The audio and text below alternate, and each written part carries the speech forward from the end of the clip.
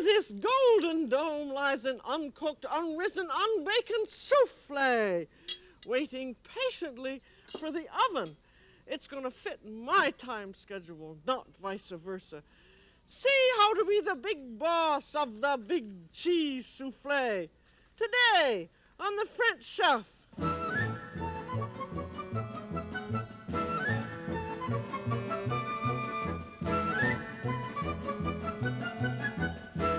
The French Chef is made possible by a grant from the Polaroid Corporation. Welcome to the French Chef. I'm Julia Child. This is a cheese souffle, and it's ready for the oven.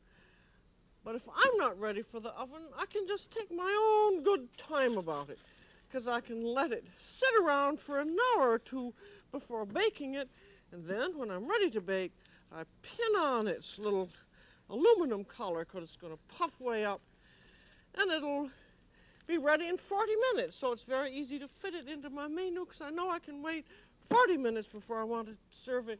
In it goes to the oven, and it'll come out a stupendous souffle. Now, we've done an awful lot of, we haven't done a great many souffles, but we've done a great many of the same type of things, because a souffle is only a thick white sauce with a flavoring in it, like cheese or mushrooms, and into this you fold stiffly beaten egg whites. The egg whites automatically puff up like that as it goes into the oven, giving you a souffle.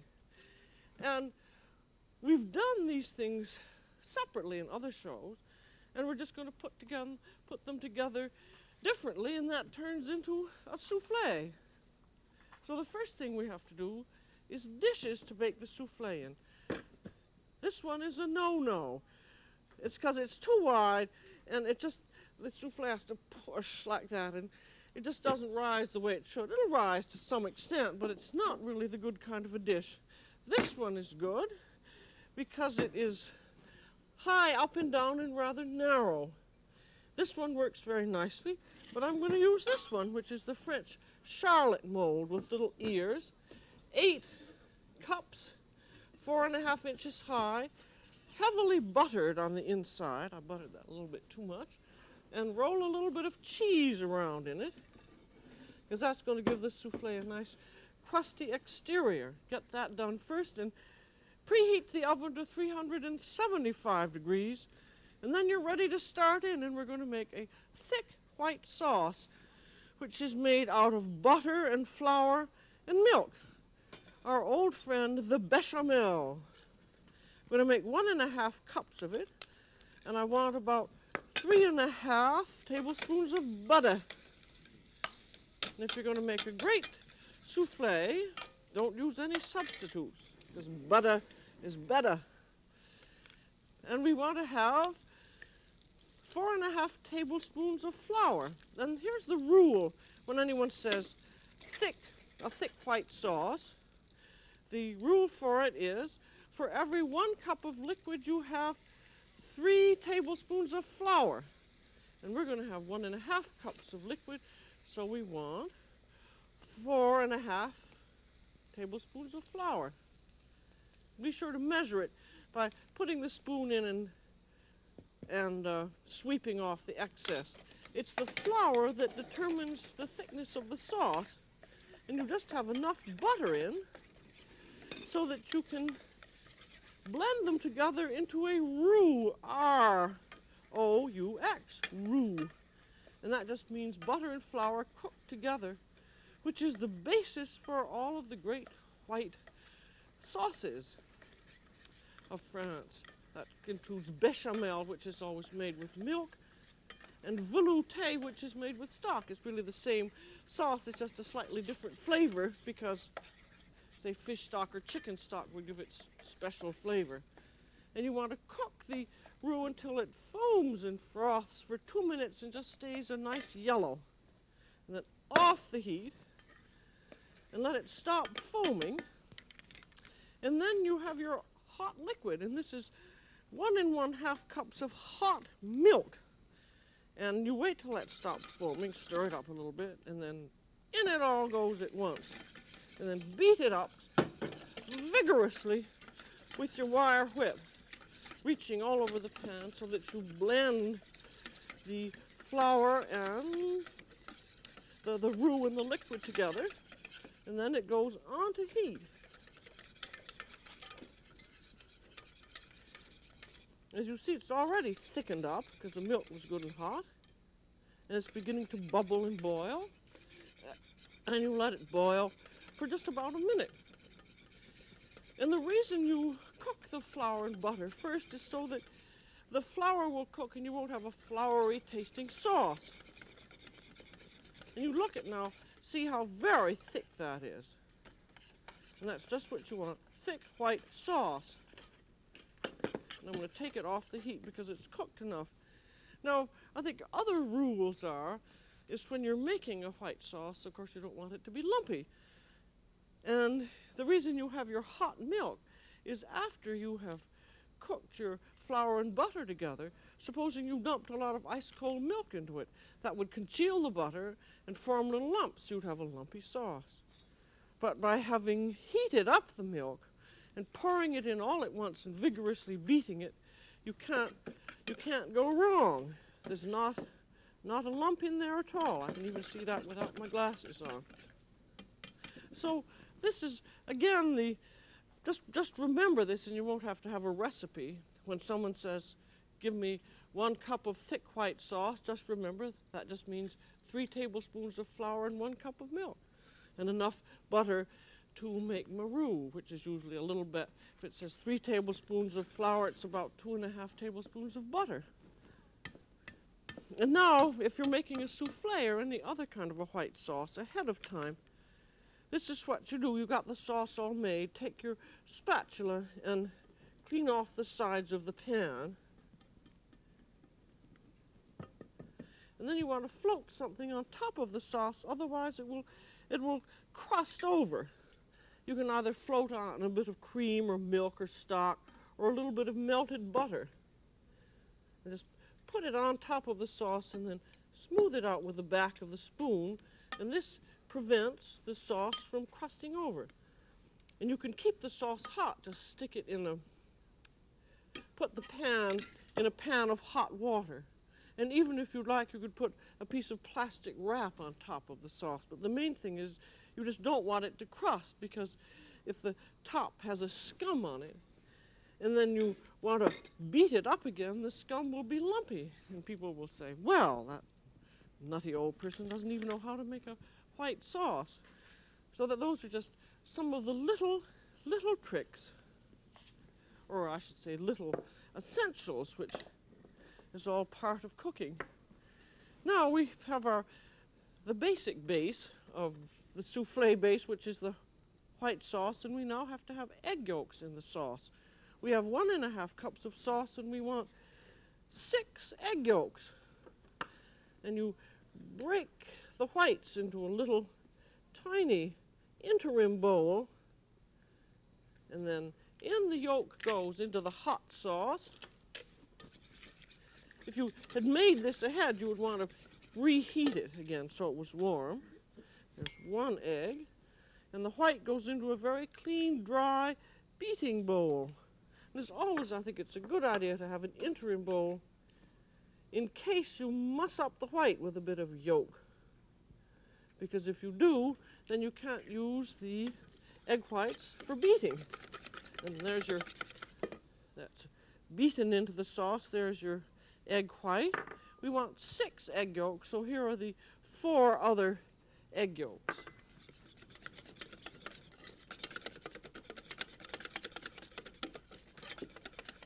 You want the sauce warm just because it's harder to, when it's cold, it congeals a bit. And you want everything to be easy to use. Here are the 4 other egg whites.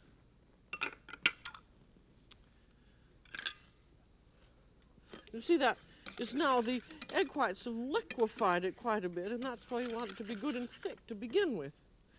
And now we have seasonings, which are half a teaspoon of salt.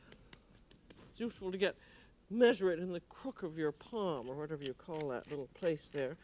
About 1/4 teaspoon of pepper, that's about 6 or 7 grinds, and some hot pepper, it's an 1/8 teaspoon of pepper about, and 3 drops of hot pepper sauce or cayenne, and a bit of nutmeg. There's a little nutmeg grater and a nutmeg. Just a little speck in there. You don't want so much that people can say nutmeg. So now we have here our basic 1½ cups of thick sauce, 4 egg yolks, and salt, pepper, nutmeg, and cayenne. And this is now the complete sauce base for any kind of a sort of a dinner souffle you're going to make. And what you add to it now determines what it's called. If you have, say if it's going to be mushrooms, it would be a souffle aux champignons, and crabs, a soufflé crabe, or so forth. And we're going to do cheese. And we want about 4 ounces of cheese. And this will be a soufflé au fromage. And you want it coarsely grated, and I think the best cheese to get is real Switzerland Swiss cheese, because it seems to have a very nice nutty flavor. And unlike the other soufflés, with cheese you don't add this cheese now, you add it later. Because if you add it now, the cheese will all melt in this warm sauce and make the soufflé rather heavy. But adding it later, as you'll see, it's going to make the soufflé lighter and better. And now we have this base is all done, and now we have what's going to turn the mixture into a soufflé, and that is beaten egg whites. And we have 6 egg whites here, and we want 2 more, because in a soufflé you always have a little more egg white than you do yolk. And 1 egg white is about 2 tablespoons, so 2 egg whites is about 1/4 cup. Up a little tiny bit more. As you know, you can always freeze extra egg whites. It's good to have them on hand. So now we have 8 egg whites. And anything that has egg whites in it seems to terrify people. And we've done an awful lot of egg whites, and we'll do lots more. And I'm going to do them a different way this time, but I'll review how we have done them, which is the little hand mixer in the little bowl, beating them up that way. A small bowl and a big beater, because you want everything in action at once. And we have the famous French unlined copper bowl, which the old French chefs always use a great big balloon whip, and they beat. And it works marvelously, but I think very often you think, gosh, I don't want to go through all that beating, though it only takes 2 minutes. But if you have a copper bowl, there's no reason why you can't use this.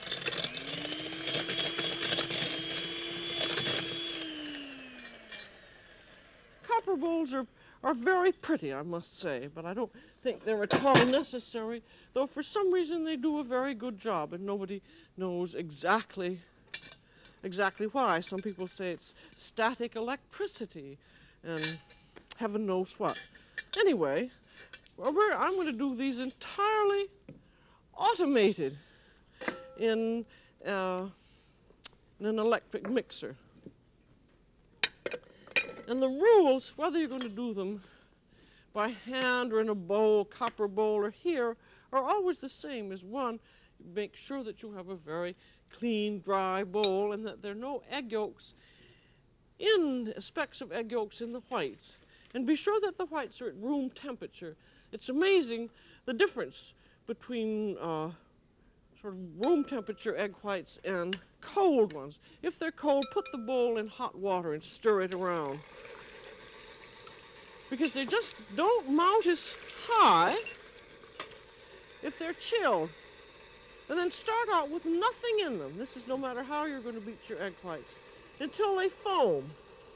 You can see they're foaming, and the reason for this is because you have to break up the whites. As you know, there's sort of a lumpy, coagulated mass in them, and you have to break this up rather slowly.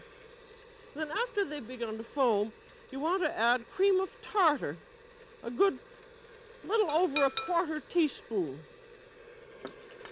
and also a bit of salt. And the reason for this, about a big pinch of salt for these 8 egg whites. And then you can start going fast and stand right over it. And if you don't have a mixer that comes with a bowl like this, you can get another kind of a bowl that you can just buy with fairly straight sides that will fit almost any mixer. The object is to have all of the egg whites in motion together. Because if you have a big flat bowl and it goes sort of around and around and around, this is not efficient and you're not going to get the volume. They should increase 7-fold. And keep looking at them. See how that's doing. I got a dark thing. Because you don't want to overbeat. They have to be a beautiful velvety look. That's almost it. That's standing up a bit. But it needs to be a little bit stiffer than that.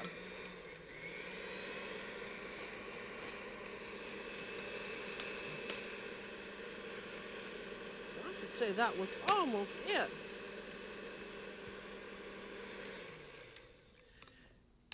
If you overbeat them, they're not velvety. They begin looking a little flaky or speckled. It's hard to describe. But look at, as you look at this, they have a sheen, which is beautiful. If you find that they are a little bit dry and they have speckled rather than having this sheen, they're not going to beat easily into your souffle mixture. If it does happen, if you've overbeaten, add another egg white or two and rebeat them until you get back to this sheeny consistency. So at this point, the egg whites are ready to fold into the souffle base, and you should do it without delay. And the first thing you do, take a big dollop and frankly just stir that in.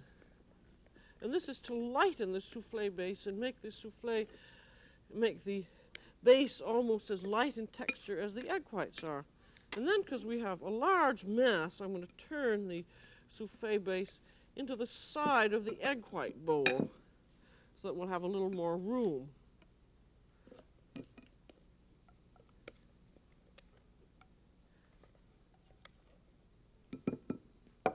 And now we start the folding process.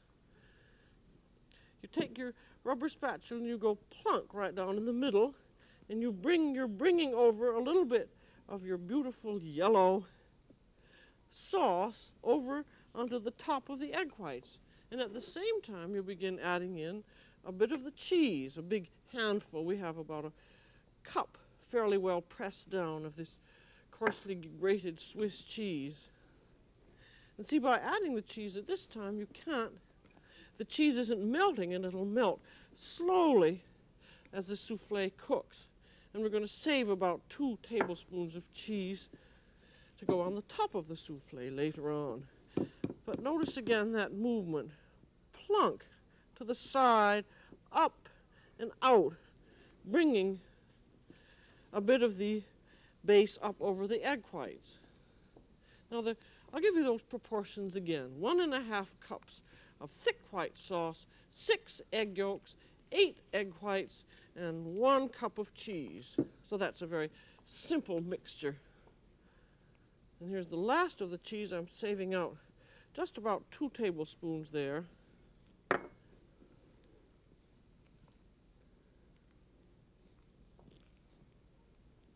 then towards the end, you want to be sure that you don't overfold, but go down around the side and up and down into the under part.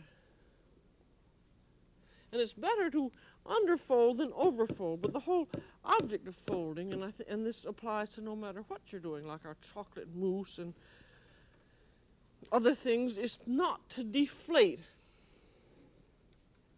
your egg whites. And now, at this point, you can bake the souffle immediately, or, what is very nice indeed, you can wait and let it sit away from drafts, and you cover it with something just to keep drafts away from it. And you can let this sit like this for about a good hour. And then you know it's going to take between 40 and 45 minutes to cook, so that then you just time your menu for that. And now we're going to go over here and take a look at the souffle we have. That should be nearly done, but not quite, because I want you to see what it looks like. I can see that I'm going to undo this collar. You can see what it looks like. You can see that it isn't done, you can tell, because it's still shimmying a little bit.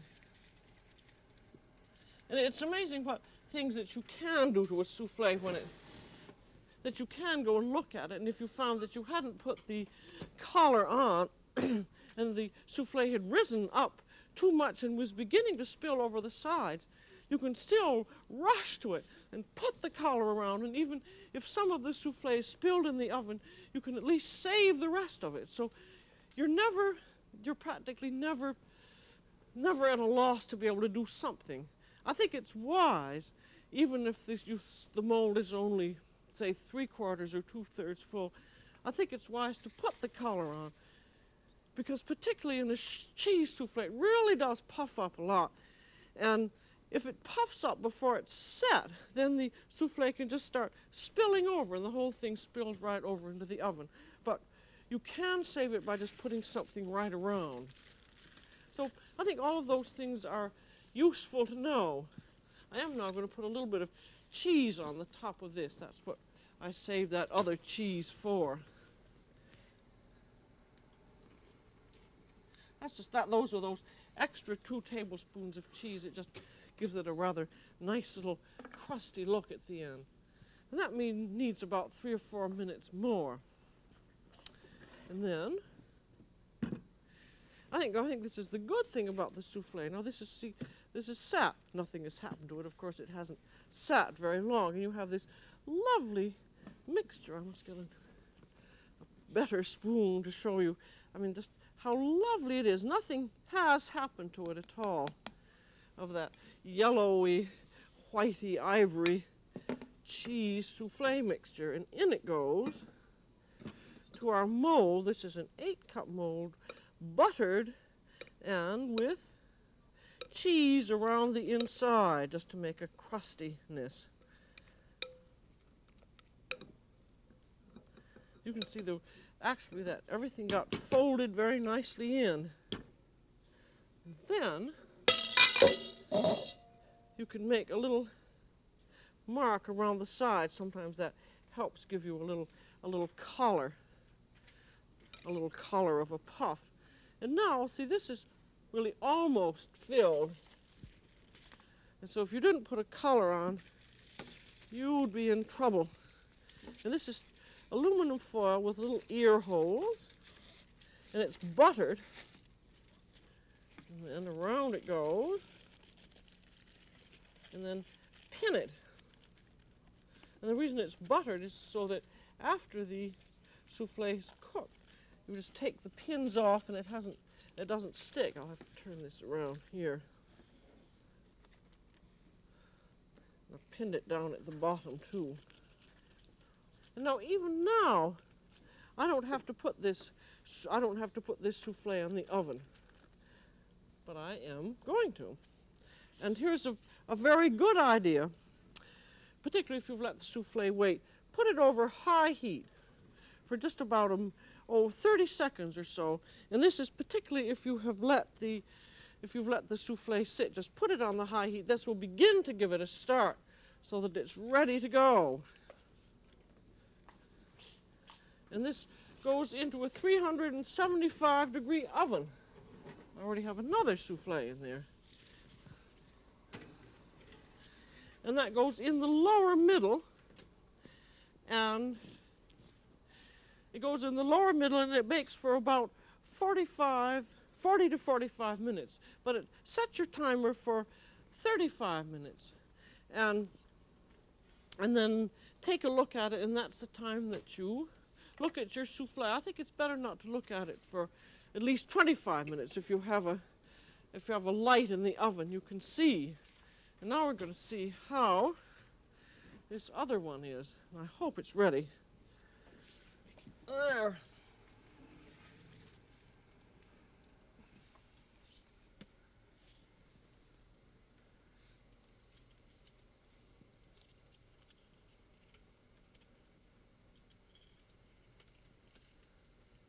He's holding up.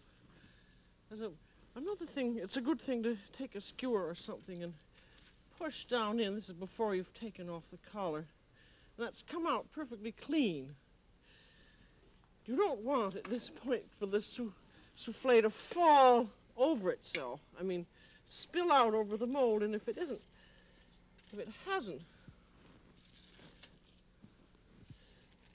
if the skewer doesn't come out clean, it means it really won't hold.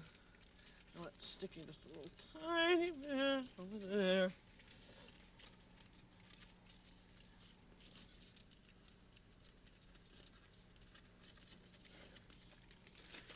And now this, you can hold this a little bit longer if you need to in the oven. But it's best to serve it right away.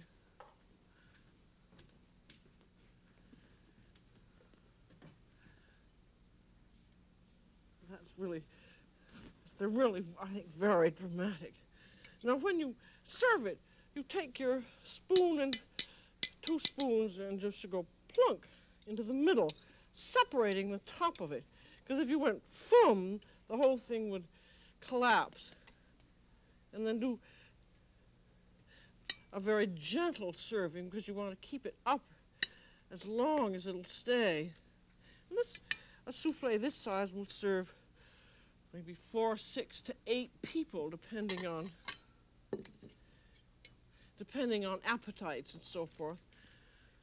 And with this, as for lunch, I think it goes very nicely with a lovely green salad. And then if you can find a nice white Grave wine, that's very nice. Otherwise, a Riesling or a Traminer or a Burgundy. But what a lovely kind of a lunch this makes. And this is such a beautiful souffle. Do it just as we've done it here. And remember that a souffle will wait for you. You can get it ready 2 hours ahead, hold it, bake it about 40 minutes before you serve it. The important thing is how to time it so neither one of you collapses. So that's all for today on The French Chef. This is Julia Child. Bon appétit.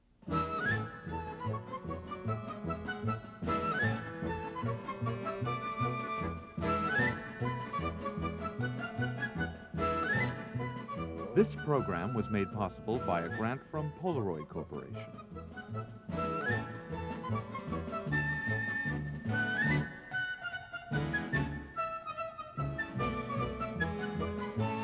Julia Child is the author of From Julia Child's Kitchen, which includes the recipes from this program.